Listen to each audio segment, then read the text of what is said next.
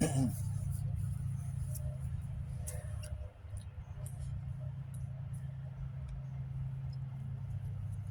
everybody, this is Joel, your photo troll, and I'm just here to make a video today about crop mode versus a teleconverter.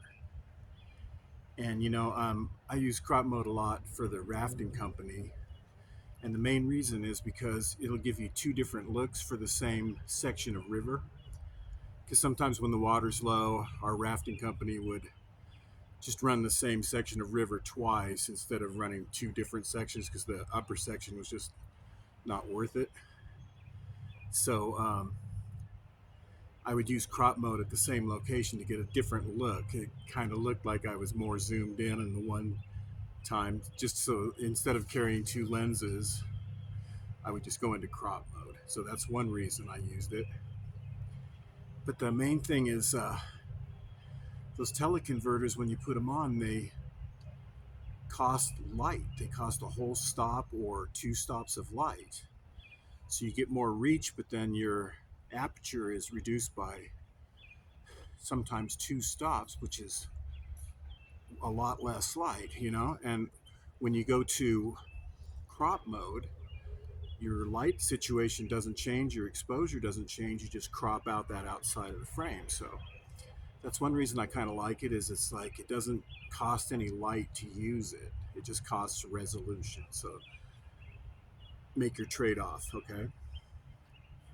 And then what I really like about crop mode is it doesn't affect your autofocus function of the lens.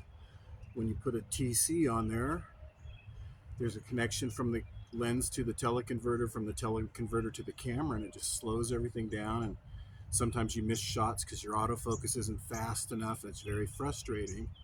Whereas if you're using crop mode, your autofocus performance does not change. And that's just really valuable to me sometimes. And then another thing is when you put a teleconverter on there, there's just those two different connections between the lens and the converter, and between the converter and the camera.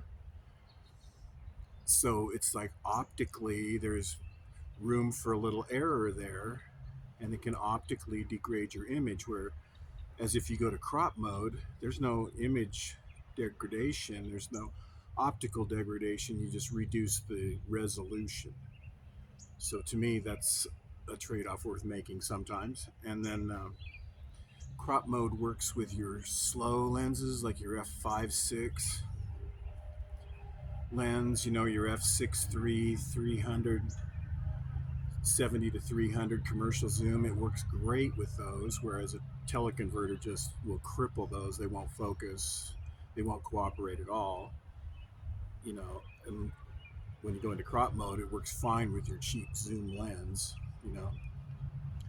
And then it's crop mode is very quick to access. I can just hit my I button, it just pops right up. I can go right from DX to crop and just click and go. And then instead of having to take my lens off, put my teleconverter on, recompose, all that kind of stuff, I can just quick switch over to DX or to crop mode and jump in and out without having to change any equipment.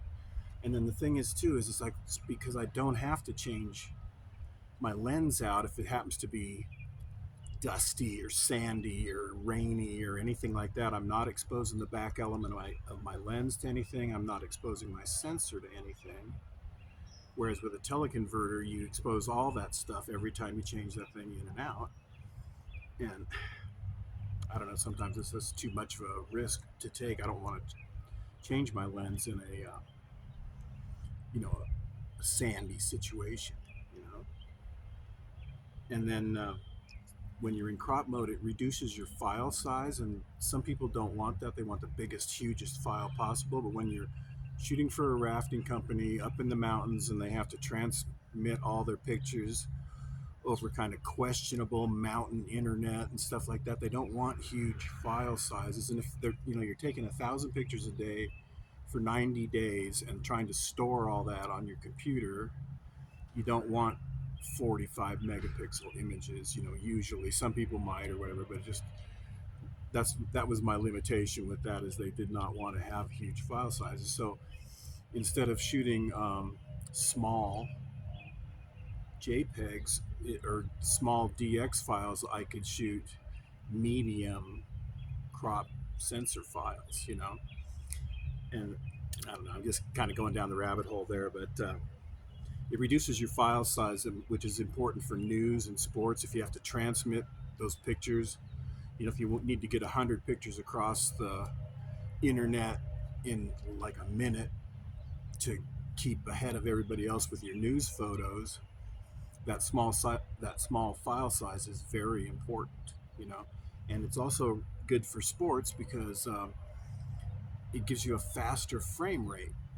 So instead of shooting 7 frames a second, you can shoot 9 frames a second, and when things are really happening, that really makes a difference. So that's another thing that a teleconverter can't give you. It doesn't increase your frame rate. It doesn't reduce your file size. Okay. And then the last thing I'm going to say is the crop mode is free. It comes built into your camera. You just turn it on and off. That teleconverter, man, they want at least a couple hundred, if not a lot more, for a teleconverter. And then it's got all those downsides. You're exposing your lens, you're exposing your sensor, you're getting optical degradation.